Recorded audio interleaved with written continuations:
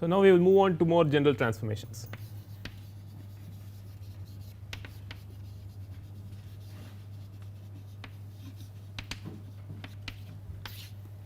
So far we have only looked at maximum, minimum, sum of random variables and sum of a random number of random variables.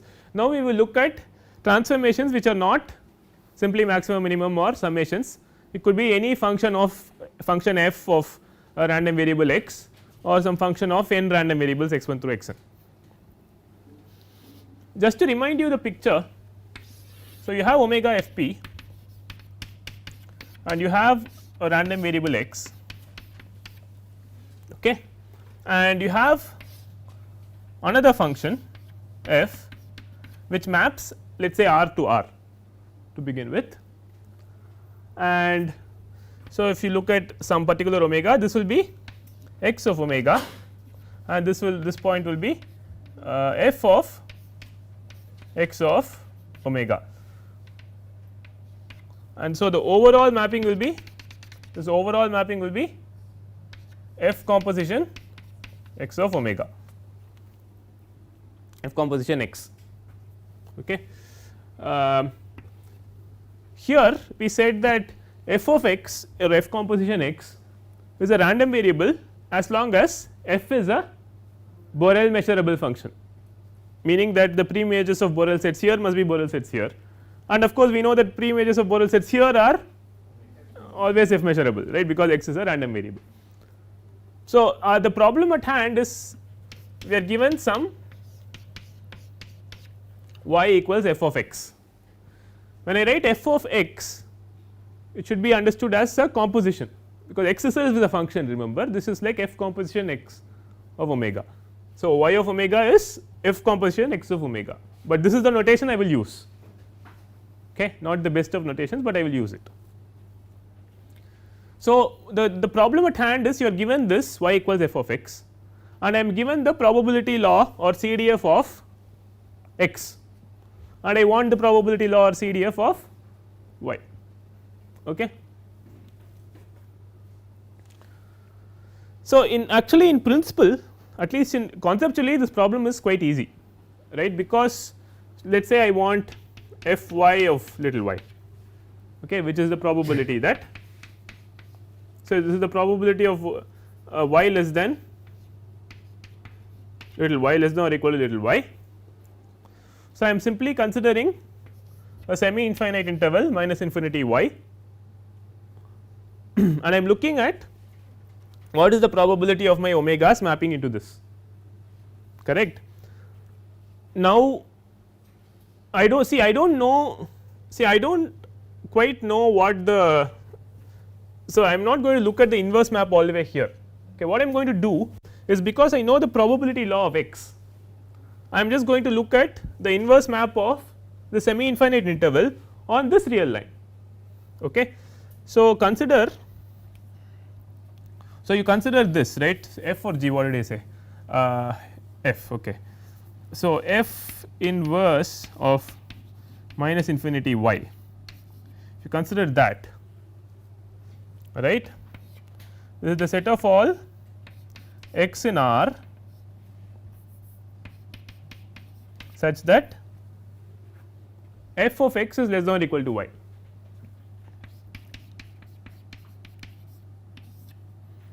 Right. So, you look at the pre image of that set here, all those x's which map to minus infinity y, is that clear?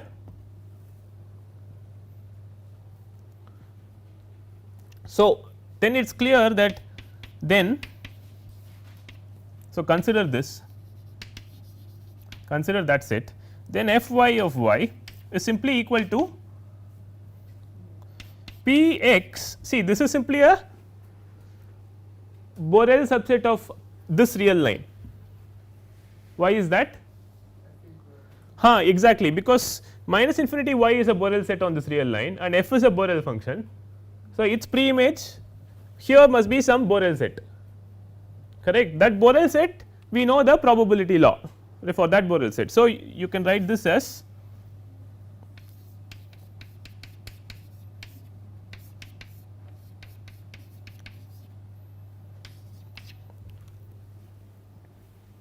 Is that clear?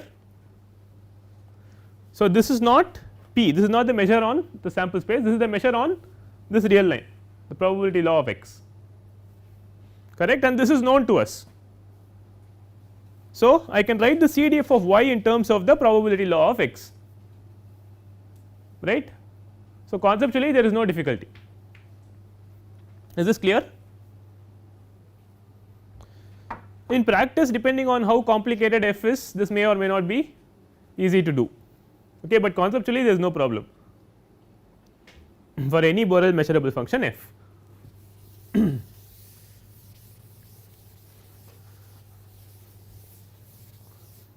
And that is it, right. If you are looking for a formula, there is not, right, this is it, right. So, and there may be special cases where you can derive some formula, okay. So, let me just do an example or two.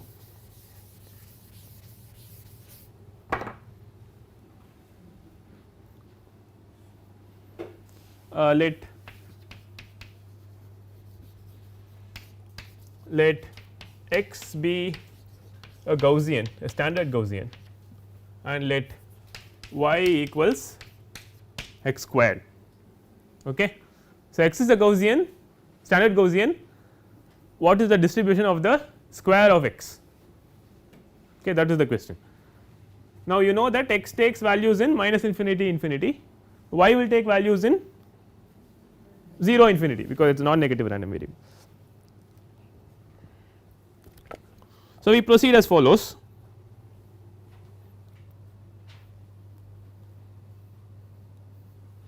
So, we want f y of y equal to probability that y is less than or equal to y, which is equal to the probability that x square is less than or equal to little y. Okay. Can you figure that out? We know the CDF of x, right. So, if you, so just to remind you, so the Gaussian, so the f x of little x, is not it? Maybe I should use, maybe I should not use f here, I should probably use g, because I use f for the PDFs, right. So, probably you should put g here everywhere. Okay. So, you know that this looks like that, right, this is your Gaussian, and you are looking at the probability that x square is less than or equal to some little y, right, which means your x should lie between minus square root of y and square root of y, correct.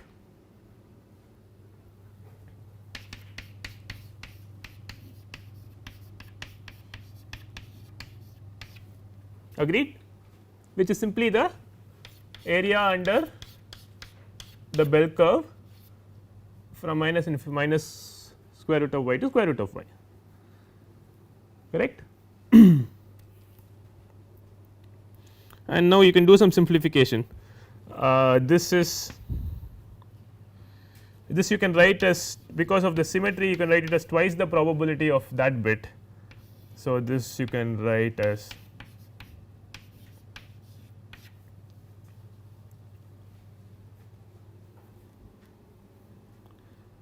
okay.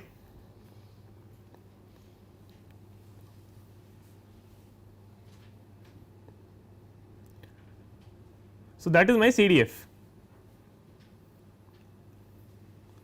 So, this is like twice 1 over square root of 2 pi integral 0 to square root y, right, e power minus x square on 2 dx, correct, fine. So, that is my CDF. If I want my PDF, so this is, so this you can, in fact this is clearly a differentiable function, because it is written like an integral, right. So, you can differentiate this to get the density, okay, and the density f y of y will be equal to, you differentiate that, you will get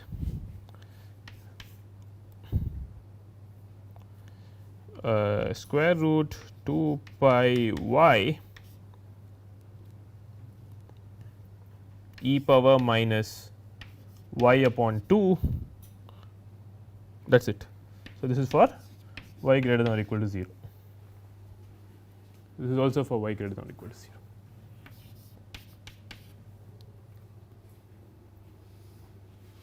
Okay. So, this is simply by differentiating this guy. Okay. So, this you get x square is y, right. So, you have a e power minus y over 2, but you have to also differentiate with respect to y, right. So, you get 1 by square root of 2 pi 2 y here the denominator. Okay. So, this is just algebra. Okay. So, this is called chi-squared distribution, chi-squared or chi-squared random variable, this guy, chi-squared density.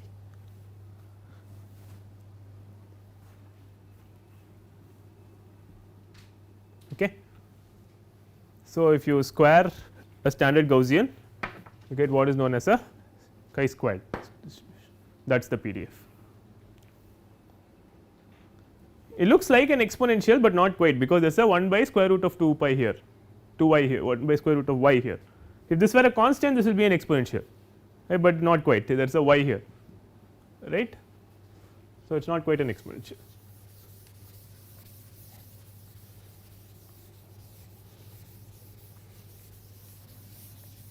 So, I just did this from first principles, right. I did not invoke, I mean I just essentially I have done this, right. I figured out the probability that if x square is less than or equal to y, f of x is x squared, right, that is exactly what I have done here.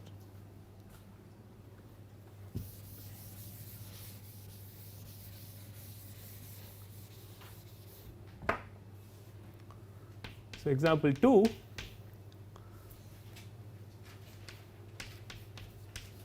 let us keep our Gaussian and say y is equal to e power x.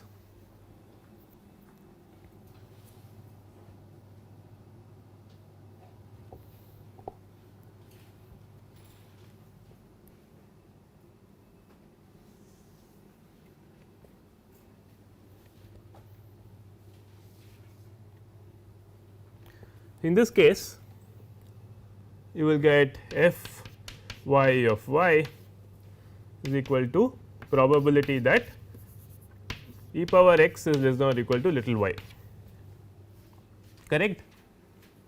And since, so this is a monotonic function, monotonically increasing function. So, this I can write it as probability that x is less than or equal to log y, and that is something I know, right, because I know the. So, this is simply integral minus infinity to log y 1 by square root of 2 pi e power minus x square on 2 dx, is it correct? Fine. And so, this is clearly also a continuous random variable. So, I can differentiate this CDF to get a PDF.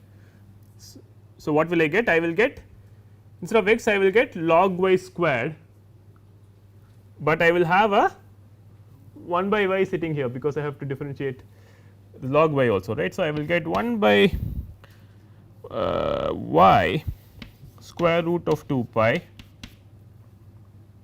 e power minus log y whole square, log y whole squared over 2, right. That is my density, and this is valid for y bigger than or equal to 0, fine.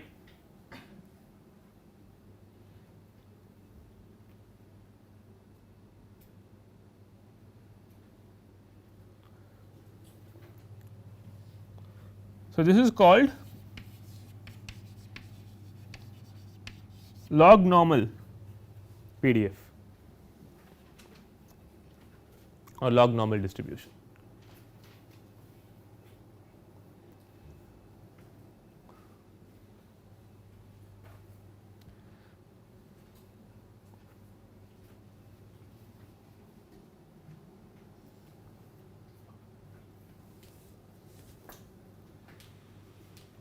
Okay. Are there any questions on this?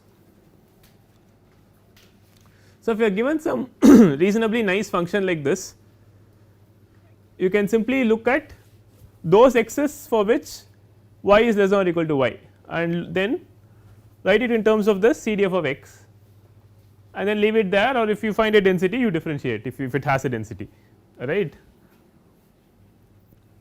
That is about it, right. So, I think so far I have not said any, I have not really derived, this is a first principles way of going about it, but it is I have not derived any formula, but it is in a certain cases where the function is differentiable, this function f is differentiable and monotonic, you can actually get an explicit formula for the distribution of y in terms of the distribution of x. Okay. So, that is something I should I will probably do that next class. Okay. It is called the Jacobian formula. It gives you in the case when x is a continuous random variable and f is a differentiable function, well actually f is an invertible function I believe, then you can get an explicit formula for the density of y in terms of the density of x. Okay. I will derive that for completeness, but I feel that just doing it from first principles is a very error proof way of doing it.